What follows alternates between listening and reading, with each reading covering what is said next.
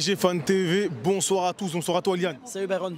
C'était une 15e journée, une fermeture de 15e journée très excitante ce soir face à l'Olympique Lyonnais.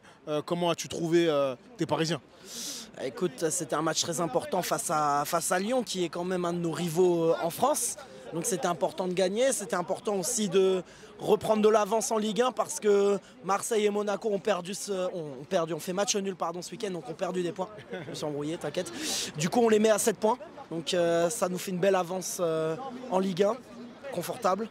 Donc ouais, c'était une bonne chose à faire. Et comment je les ai trouvés, ils ont bien entamé le match. Entame de match très forte, mais après je trouve qu'on s'est un peu relâché, on a un peu arrêté de jouer. Lyon aurait pu revenir, Lyon a d'ailleurs réduit la marque, très belle inspiration de Cherki pour Mikotadze.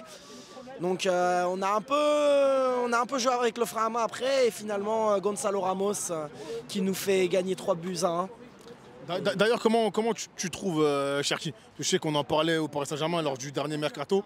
Et très rapidement, comment tu trouves ce joueur? Franchement, c'est un très bon joueur, Ryan Cherki. Moi, j'ai juste quelques petites appréhensions parce que niveau comportement, on sait que c'est un joueur qu'il faut cadrer, c'est un joueur qu'il faut avoir dans un certain cadre pour pas qu'il déborde trop. Donc moi, je suis pour qu'il vienne au Paris Saint-Germain, mais après, il faut qu'on soit en mesure de le cadrer et pas qu'il sorte trop de ce cadre. Très bien. Forcément, ce soir, on est obligé de parler de Désiré Doué, qui fait une très belle semaine. Qu'as-tu pensé de sa performance? Écoute, Désiré Doué, je trouvais beaucoup plus humble que lors de ses précédentes interventions, que lors de ses précédents matchs. Je pense que le coach a dû gueuler après la performance face à Auxerre. Enrique a dû lui dire, écoute, c'est pas ça que j'attends de toi. J'espère que tu vas te remettre sur les bons rails. C'est ce qu'il a fait face à Salzbourg. Il a marqué un très beau but, son premier avec le Paris Saint-Germain. Là, ce soir, il aurait pu en marquer un deuxième. Malheureusement, c'est refusé pour hors-jeu.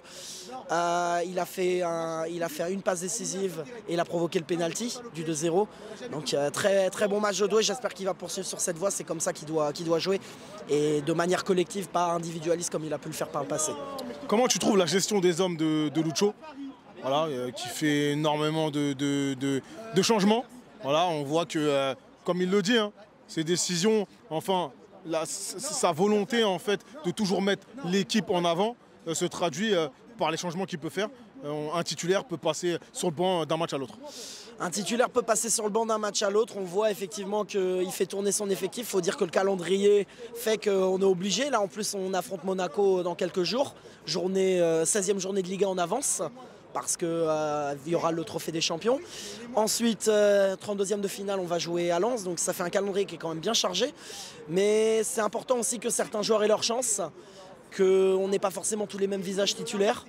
Donc je pense qu'il veut aussi tester un petit peu son effectif. Il veut voir un petit peu qui est le mieux à même de répondre à ses attentes. Donc on en a besoin aussi un petit peu, la méritocratie. Après, il y a certains visages qu'on revoit régulièrement, peut-être même des fois un peu trop. Donc ça se voit que Enrique, Tu penses à qui très rapidement? Il a quand même ses têtes. Bon, on en parlait la dernière fois, je ne vais pas parler de lui parce qu'il n'a pas beaucoup joué ce soir, mais Ruiz qui joue tous les matchs, moi je trouve ça... Ouais, mais qui n'était pas titulaire. Ouais, ouais. Mais moi je te l'ai dit, je trouve ça incompréhensible qu'il joue autant, mais bref. On va pas s'étendre là-dessus. J'aimerais rajouter un mot, et là c'est très important. L'interruption du match en seconde mi-temps, suite à des chants insultants. La LFP, je vais rester poli face à cette caméra parce que j'ai pas envie d'être censuré moi aussi.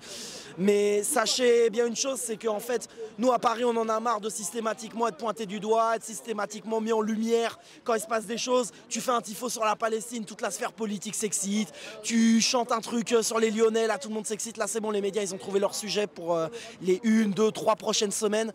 Ça commence vraiment à devenir usant. On l'a dit, liberté pour les ultras. Liberté pour les ultras, en fait, on chante ce qu'on veut. Vous n'avez pas à nous dire vous devez chanter ça, vous devez faire ça comme tifo. Déjà, le principe d'un ultra de base, c'est d'être un peu rebelle, c'est d'être un peu, tu vois, un peu détaché par rapport à son club, une certaine indépendance. Donc les mecs qui te disent ouais, faut faire ci, faut faire ça. Déjà, je vous emmerde royalement en fait. On fait ce qu'on veut, on chante ce qu'on veut, ça fait partie du folklore du foot. Vous cherchez des nouveaux combats, vous cherchez des nouvelles causes à défendre. Mais vous vous rendez compte de là où on en est? Vous vous rendez compte, sérieux? Vous interrompez un match juste parce qu'on dit les Lyonnais c'est des salopes. Mais vous êtes sérieux les gars? On dirait, ok, c'est pas très intelligent de chanter les Lyonnais c'est des salopes. Et alors? Qu'est-ce qu'on s'en fout? Ça fait partie du truc. Si vous n'êtes pas content, vous ne venez pas au stade. Point à la ligne. Point à la ligne. Moi, je commence à en avoir ras le cul de toutes ces choses-là. Moi, j'attends juste le 16 mars avec l'Olympique de Marseille, la venue de l'OM au Parc des Princes, avec la venue de Rabiot au Parc des Princes. Moi, je vous le dis, ce soir-là, je ne veux rien entendre de votre part. Vous fermez vos gueules et point barre. C'est tout. Moi, à un moment, ça commence à me saouler. Il n'y a qu'en France, il n'y a qu'à Paris qu'on fait ça. Quand les Lyonnais ont reçu Saint-Etienne, vous n'avez rien eu. Il ne s'est rien passé. Vous n'en avez pas parlé.